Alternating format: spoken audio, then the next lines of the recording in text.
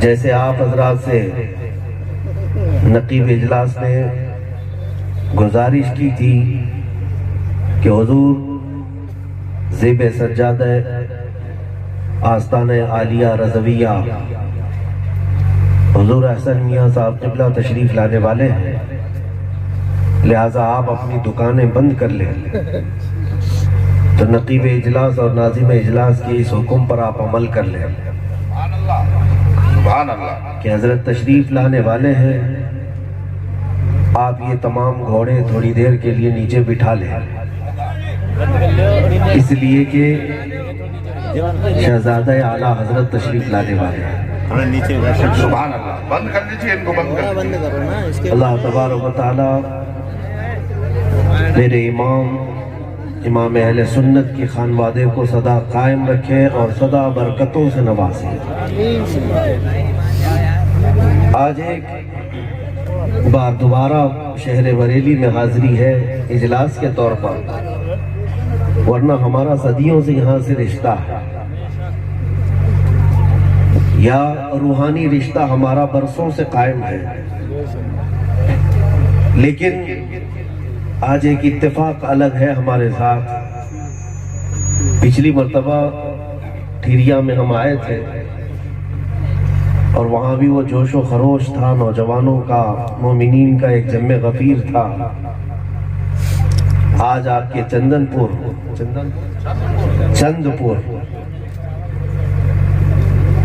اس علاقے میں حاضر آئے ہیں، لیکن آج کے سفر میں تھوڑا سا ٹویسٹ یہ ہے کہ میں آج ہریدوار سے آ رہا ہوں، اور آپ سب کو پتا ہے کہ جس جگہ سے ہم آ رہے ہیں بحمدہ تعالیٰ صحیح سلامت آپ کے پاس آ رہے ہیں۔ یہاں میں یہی بتانا چاہتا ہوں میرے عزیزوں، اللہ تبارک و تعالیٰ اور اس کے حبیب جس کی حمایت میں ہو، پھر وہ چاہے کفرستان میں جائے یا آگ کے میدان میں جائے، اللہ جس کی حمایت میں ہو اور رسول پاک جس پر عنایت کرے، کوئی دھرتی اور کوئی طاقت اس کا بال بیکا نہیں کرے۔ لہذا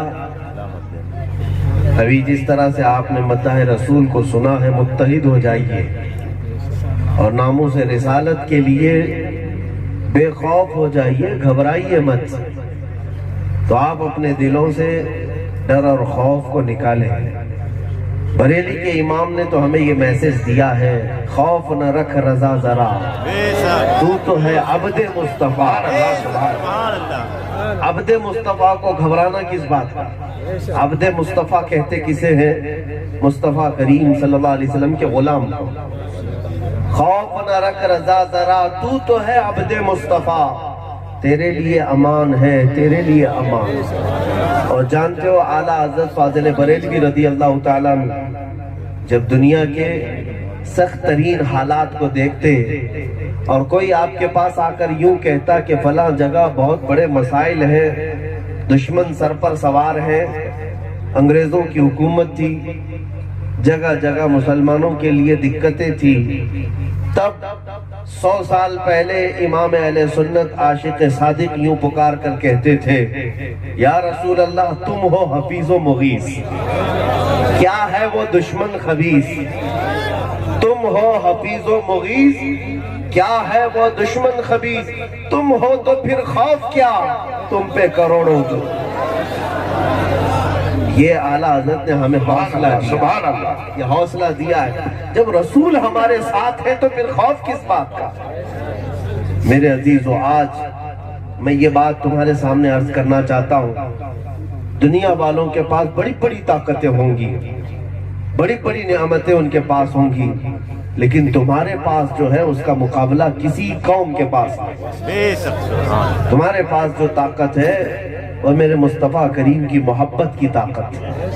نبی کریم صلی اللہ تعالیٰ علیہ وسلم کی محبت ایسی ہے کہ الحمدللہ ہم 14 صدیوں کے بعد بھی اس کی گرمی اور اس کی تپش ہر سینے میں محسوس کرتے ہیں۔ دیکھا اگرچہ نہیں اس چہرے پاک کو، ملا اگرچہ نہیں ہے اس دست مبارکہ سے، لیکن نہ دیکھ کر کے بھی 1400 سال بعد آنے والا ہر بچہ صرف گنبد خضرا کے نام پہ ہی تڑپ جایا کرتا ہے، مچل جایا کرتا ہے۔ یہ جو لمبی دوری کے باوجود محبتوں کا اثر ہے، پوری دنیا سے میں کہتا ہوں کسی اور کے پاس یہ طاقت آ ہی نہیں سکے گی۔ لا کر کے دکھاؤ، تمہارے پاس بھی بہت سارے لیڈر ہوں گے، بہت سارے تمہارے پاس بھی انقلابی شخصیتیں ہوں گی، دیوی دیوتا ہوں گے، بہت ساری چیزیں ہوں گی، لیکن محمد عربی صلی اللہ تعالیٰ علیہ وسلم جس طرح ہر مومن کے سینے میں بستے ہیں اور ہر آنکھ کے تارے ہیں، اس طرح پوری دنیا میں کوئی اور شخصیت تم نہیں لا سکو گے۔ حق ہے میرے عزیزو یہ بات۔ میں آپ سے ایک بات کہنا چاہتا ہوں، مدینہ طیبہ میں ہمارے فخر کی بات ہے یہ، اس لیے میں کہہ رہا ہوں، ہم غریب ہیں، آج نادار ہیں، مفلس ہیں، کچھ ہے نہیں ہمارے پاس۔ رونا تو سب رو رہے ہیں، سیاست نہیں ہے، طاقت نہیں ہے، اقتدار نہیں ہے، قیادت نہیں ہے، ایجوکیشن نہیں ہے، یونیورسٹیز نہیں ہے، کالجز نہیں ہے، اسکول ڈھنگ کی نہیں ہے، ہمارے ہاسپٹل نہیں ہے، کچھ بھی نہیں ہے، کچھ بھی نہیں ہے، غریب تو ہے۔ اور دنیا بھی اس کا مذاق اڑاتی ہے کہ یہ نہتے ہیں، کمزور ہیں، غریب ہیں، لیکن ڈرتی بھی اسی غریب قوم سے۔ مجھے یہ بات سمجھ میں نہیں آتی، جس کے پاس کچھ نہیں ہے اس سے پوری دنیا کیوں خوفزدہ ہے، کیوں ڈری ہوئی ہے؟ بڑی بڑی طاقتیں تمہارے پاس، پیٹروٹ میزائل تمہارے پاس، نیوکلیائی ہتھیار تمہارے پاس، اور یہ نہتا بیچارہ، اس کے پاس سوائے داڑھی اور ٹوپی کے کچھ نہیں ہے، لیکن پوری دنیا خوف زدہ کس بات سے؟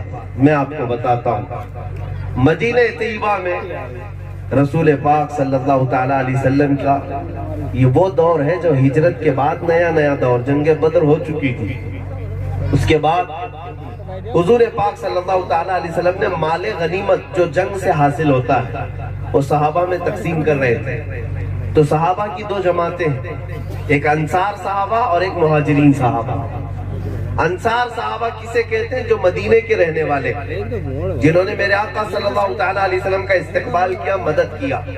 اور مہاجرین کون ہیں؟ جو ہجرت کر کے آئے تھے، مائیگریٹ کر کے آئے تھے، مکہ سے آئے تھے، دوسرے علاقوں سے آ کر مدینے میں بسے تھے، تو وہ مہاجرین تھے۔ اور ایک جماعت انصار کی۔ جب مال غنیمت تقسیم ہو رہا تھا تو رسول پاک صلی اللہ تعالیٰ علیہ وسلم نے تھوڑا مال مہاجرین کو زیادہ دے دیا جو مکہ والے تھے، اور مدینے والوں کو مال کم ملا۔ تو انصار صحابہ میں یہ آپس میں چیمیں گوئیاں شروع ہو گئیں، بات چیت، ارے رسول پاک نے اپنے گاؤں والوں کو مال زیادہ دے دیا، مکہ والوں کو زیادہ دے دیا اور ہم لوگوں کو کم ملا ہے۔ یہ باتیں چلتی چلتی پہنچیں سعد ابن معاذ رضی اللہ تعالیٰ عنہ کے پاس، جو سردار تھے۔ حضور پاک صلی اللہ تعالیٰ علیہ وسلم سے کسی نے آ کر کے یہ کہہ دیا کہ یا رسول اللہ، انصار صحابہ کے درمیان ایسی ایسی باتیں پھیلی ہیں کہ آپ نے مہاجرین کو مال زیادہ دے دیا، انصار کو کم دیا۔ حضور پاک صلی اللہ تعالیٰ علیہ وسلم نے سب کو جمع کیا۔ جو بات میں کہنے جا رہا ہوں توجہ، صحابہ کو جمع کیا، کون سے؟ انصار صحابہ کو۔ اور حضور پاک نے حضرت سعد ابن معاذ سے پوچھا، سعد میں نے سنا ہے تمہاری قوم میرے بارے میں ایسا سوچ رہی ہے کہ میں نے مہاجرین کو اپنے گاؤں والوں کو مال زیادہ دے دیا، تم لوگوں کو مال کم دیا ہے۔ حضرت سعد نے کہا ہاں یا رسول اللہ، ایسی باتیں چل رہی ہیں۔ اب سنو نبی پاک صلی اللہ علیہ وسلم نے کیا فرمایا، صحیح حدیث پاک ہے۔ حضور اکرم صلی اللہ تعالیٰ علیہ وسلم ارشاد فرماتے ہیں، اے انصار، کیا تم گمراہ نہیں تھے کہ اللہ نے میرے ذریعے تمہیں ہدایت عطا کی؟ تم بھٹکے ہوئے تھے، تم بے یار و مددگار تھے، کیا اللہ نے میرے ذریعے تمہیں راہ راست نہیں عطا کیا؟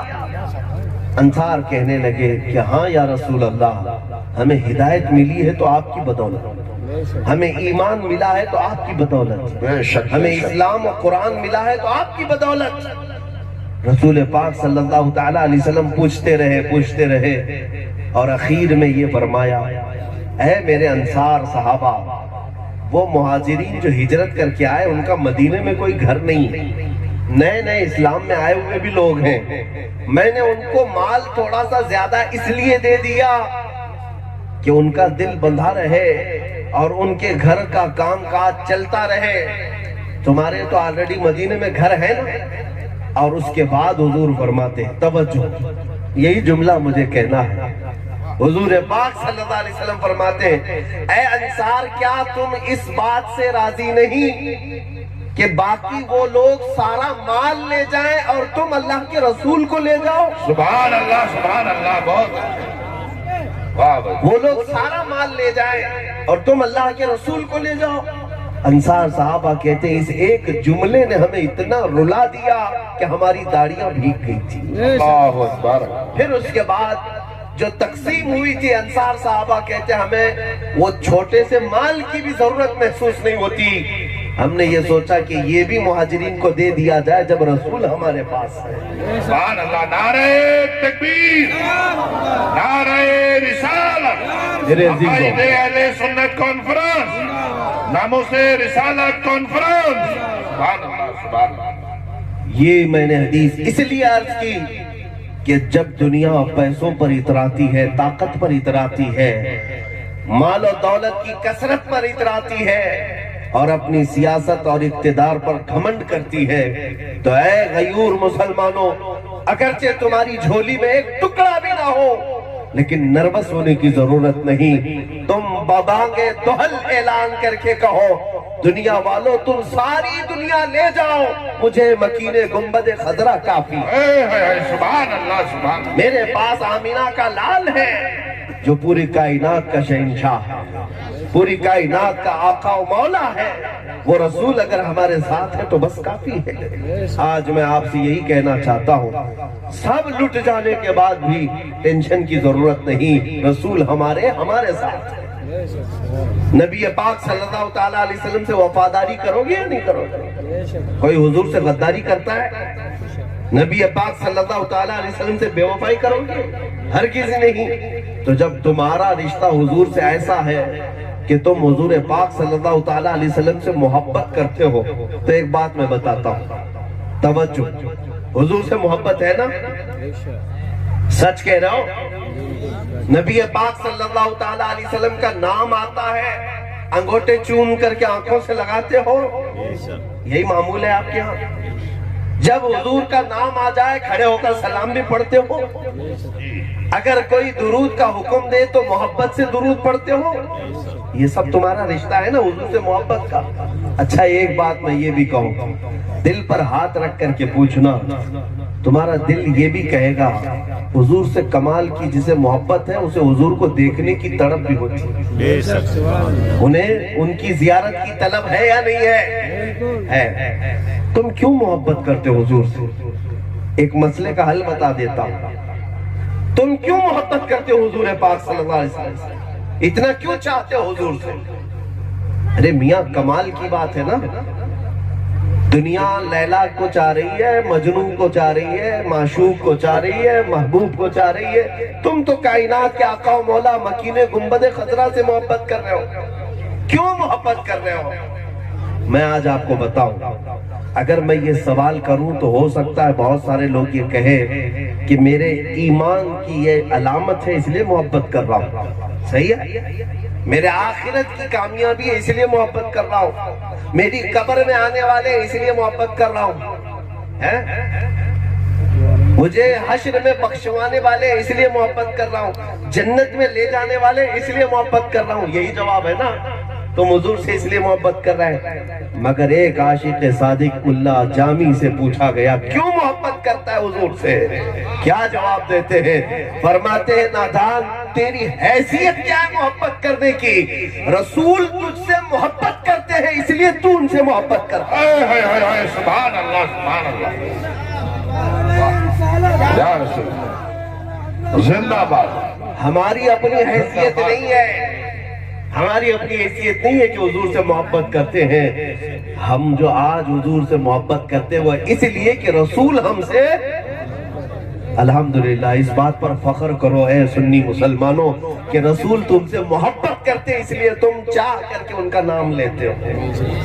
چہل پہل میں اور حضور پاک صلی اللہ تعالیٰ علیہ وسلم کی محبت میں مچل مچل کر کے جو نام لیتے ہو وہ یوں ہی نہیں. جس سے رسول محبت نہیں کرتے پوری زندگی بھر اس کی زبان پر اپنا نام بھی آنے نہیں دیتے.